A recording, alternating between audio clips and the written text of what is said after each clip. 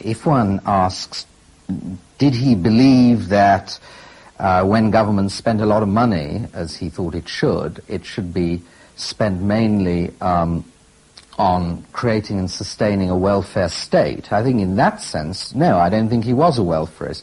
When he talked, you remember the phrase, the socialization of investment, which he uses in the general theory, he meant that investment should be the focus of public spending. And he wasn't interested, actually, very much in other kinds of public spending. He didn't write much about them at all. It was investment that was the problem, and investment was the key to the solution. That was the beginning and end of the general theory, really. Now, if one takes the question a bit further, because I think that's what's implied in it, and which is what was Keynes's attitude in general to the left and to social reform, I think it's very interesting.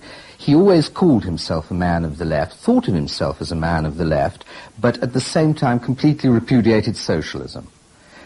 Repeatedly, continuously, he said he had no time for socialism either as an economic doctrine or, this is perhaps less clear, as an end. A second point is that he was never interested in that cluster of ideas associated with the concept of social justice. He just didn't believe in it. It wasn't a passion for his. He never wrote about it.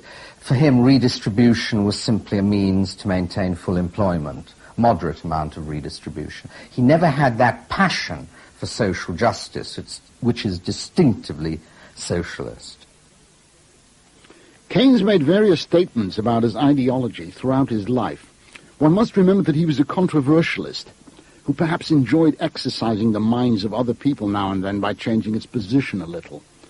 Although he once said that his heart lay on the extreme left, he also recorded that, if the revolution comes, you will find me on the side of the educated bourgeoisie. As he said in the general theory, individualism, if it can be purged of its defects and abuses, is the best safeguard of personal liberty. It is also the best safeguard of the variety of life and of personal choice, the loss of which is the greatest of all the losses of the totalitarian state. During the age of Keynes, the prosperity of the industrialized world seemed to confirm the validity of Keynesian policies. But it could be argued that it was all coincidence. People say this was the sort of high watermark of Keynesian economics. I don't think there's any evidence of this as such, because the only country that ran its economy on Keynesian principles was the United Kingdom over this period. The United States didn't discover Keynes really until essentially the 60s, and they didn't really get him into operation until really mid-60s. And from then on, the story gets sadder. The German economy never operated on Keynesian lines. And the Japanese, the great successful economy of the post-war years, and the newly industrialized countries, the so-called NICs, Hong Kong, Taiwan, Singapore.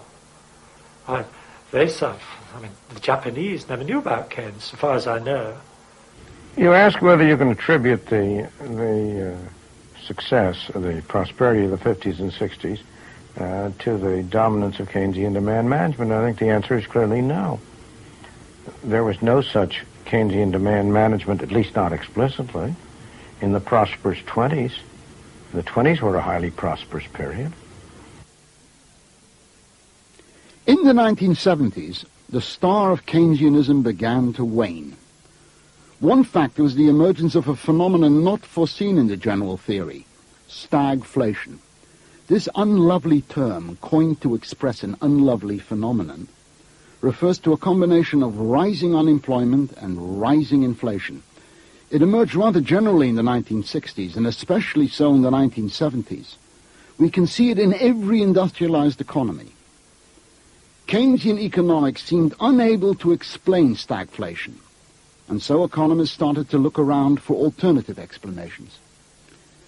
A second factor was the emergence of counter-revolutionary schools, emphasizing the importance of the money supply in governing changes in national income. Monetarists such as Milton Friedman alleged that Keynesians had misinterpreted the causes of the Great Depression of the 1930s. It was, they argued, not a collapse of investment, but a drastic contraction in the stock of money, itself the result of ill-judged policy actions by the Federal Reserve Board of the United States. His disciples were the product of the 1930s. Inflation was the last thing in the world they were worried about. Deflation, depression seemed to them the only important problem. Keynes, after all, was a product of the First World War and the post-war period. In his book on monetary reform, he chronicles the effects of these disastrous post-World War I inflations. He was just as strongly opposed to inflation as any hard gold bug you can possibly imagine. He said in the monetary reform that the most insidious way to destroy a nation is to destroy its currency. And he has a very eloquent statement along those lines. The monetarists also argued that the Keynesian model ignored the role of price expectations. In the wage bargaining of the 1960s and 70s, workers expected ever higher prices and therefore demanded higher wages. They were not held back by the fear of unemployment, because governments, they thought, were committed to maintaining full employment by Keynesian policies. But the result was that boosts in demand simply went to raise prices and had no effect on real output and employment. So inflation is the skeleton in the cupboard of Keynesianism.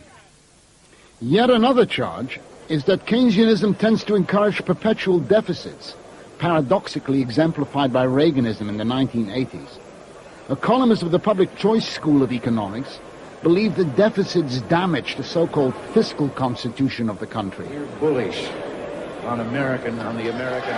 The founder of the public choice school is Nobel laureate James Buchanan.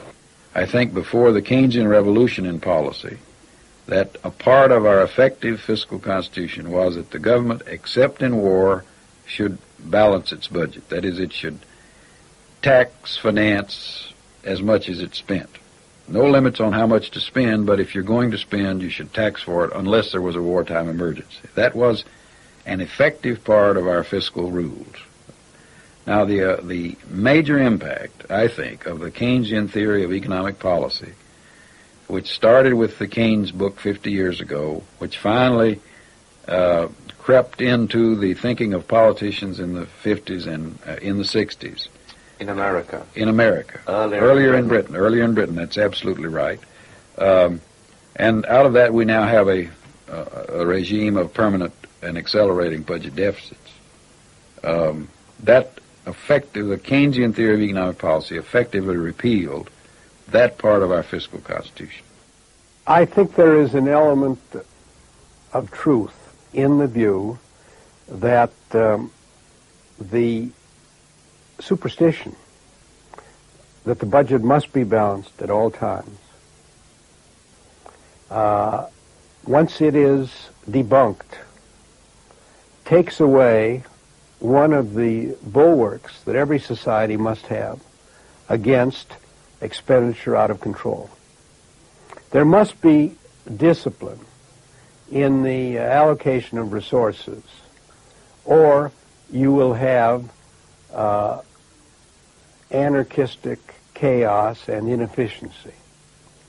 And one of the functions of old-fashioned religion was to scare people by sometimes what might be regarded as myths into behaving in a way that long-run civilized life requires. We have taken away a belief in the intrinsic necessity of balancing the budget, if not in every year, in every short period of time. If Prime Minister Gladstone came back to life, he would say, oh, what you have done. And James Buchanan argues in those terms. I have to say that I see merit in that view. Even the very concept of the multiplier has come under empirical attack. The Keynesian theory assumes that governments may boost the economy by fiscal stimulus, but the evidence of the last few decades has revealed that fiscal policy multipliers are not as stable or as large as once was thought. So Keynesianism is less the ruling paradigm that it once was. Indeed, many economists now reject it. But neither the work of Keynes nor the policies of Keynesianism are dead and buried. So what precisely then survives of Keynesian economics? What is the enduring legacy? I'm still glad to be called a Keynesian. In fact, I'm more willing to be described that way because of the extremes on the other side that have arisen in recent years. So it's a thing to be proud of. Originally, I didn't like to be labeled at all. You know, we're economists. We're trying to do our best to understand the world, and we don't have to be labeled in schools.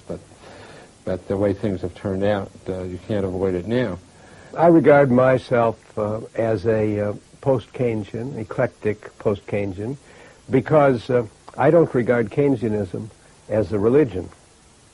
I don't regard it as an ideology. I regard it as a tool of scientific research. And I actually did not like a certain note that I thought I detected at the 100th anniversary of Keynes' birth, celebrated at the Holy of Holies, King's College, Cambridge, because person after person got up, walked the sawdust trail, and said, I'm just as firm a Keynesian as I ever was. I'm an unreconstructed Keynesian. And I finally exploded. Said, we don't want unreconstructed Keynesians. We want people who will carry the scientific analysis further. Keynes is one of my heroes. I don't mean as a person, but as an economist. Certainly has inspired me, and I think myself that he continues to inspire people on all sides. It's far too early to say he's dead in anything. I mean, even the neoclassical economists, in some sense, are always arguing with him. I think his influence on economic theory is on the whole a very good one. Not because the theory he proposed was right, but he caused us all to look at the problem through different lenses, developed a terminology that has turned out to be very useful to people like myself who don't and never have accepted the basic elements of his theory. And he was a right kind of an economist as an economic scientist from my point of view. So far as economic policy is concerned, I think that goes along with his influence on the general intellectual climate. In that respect, I think he's had a very bad influence because he encouraged the tendency of the intellectual community to believe that A, the way to solve all problems was to have government solve them, and B, the way to have government solve the problems was to put intellectuals in charge of it.